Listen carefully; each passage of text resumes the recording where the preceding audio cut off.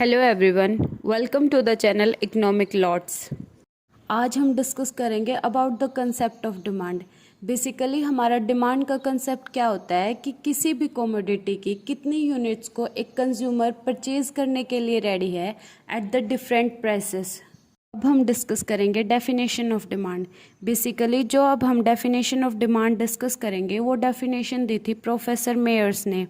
इस डेफिनेशन के अकॉर्डिंग जो हमारा डिमांड है वो एक शेड्यूल है।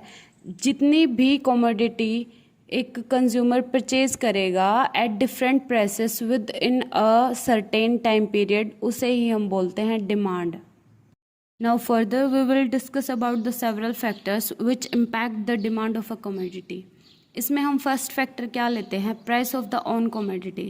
Price of the on commodity में हम क्या देखते हैं कि जो कमोडिटी का खुद का प्राइस है वो भी उसके डिमांड को इम्पैक्ट करता है। जैसे कि अगर किसी कमोडिटी का प्राइस इंक्रीज होता है तो उसकी डिमांड डिक्रीज हो जाती है, और अगर प्राइस डिक्रीज होता है तो कमोडिटी की डिमांड इंक्रीज हो जाती है। इसमें नेक्स्ट फैक्टर हम क्या लेते हैं, income of the consumer. Income of the consumer में हम क्या देखते हैं, अगर किसी कंज्यूमर की इनकम इंक्रीज होती है तो नॉर्मल गुड्स की डिमांड भी ऑटोमेटिकली इंक्रीज हो जाती है, और यही उसका वाइस वर्सा होता है। अगर किसी कंज्यूमर की इनकम डिक्रीज होती है तो गुड्स की इन्फीरियर की डिमांड भी इंक्रीज हो जाती है। और next factor is taste and preference. जो एक इंडिविजुअल की टेस्ट एंड प्रेफरेंसेस होती हैं वो भी एक कमोडिटी की डिमांड को जो है इम्पैक्ट करती हैं। We can take an example, जैसे कि एडवर्टाइजमेंट है। अगर कोई इंडिविजुअल एक एडवर्टाइजमेंट देखता है तो उसकी साइकोलॉजी पर इम्पैक्ट करते हैं, वो अपनी डिमांड और प्रेफरेंसेस को उनको देख के चेंज कर सकता है। एक फैक्टर आता है जैसे चेंज इन फैशन। अगर फैशन में कोई चेंज होता है तो भी कंज्यूमर की जो डिमांड है वो इम्पैक्ट होती है। Another factor is price of related goods. जो रिलेटेड गुड्स होते हैं जैसे कि सब्स्टिट्यूट गुड और कॉम्प्लीमेंट्री गुड, अगर उनके प्राइस में कोई चेंज आता है तो भी इंडिविजुअल की डिमांड जो है इम्पैक्ट होती है। सब्स्टिट्यूट गुड में क्या होता है कि अगर प्राइस और एक कमोडिटी का इंक्रीज़ होता है तो दूसरी कमोडिटी की जो है डिमांड इंक्रीज़ हो जाती है।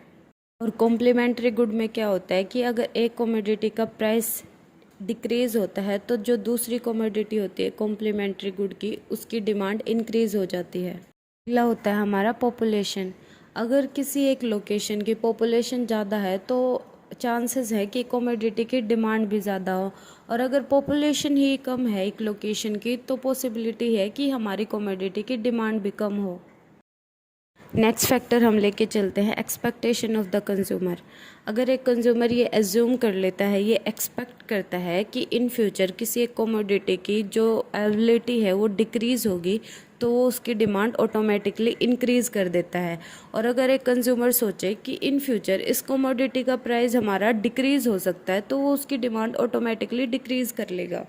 Please do like, share and subscribe my channel and press the bell icon to have more such videos. Thank you.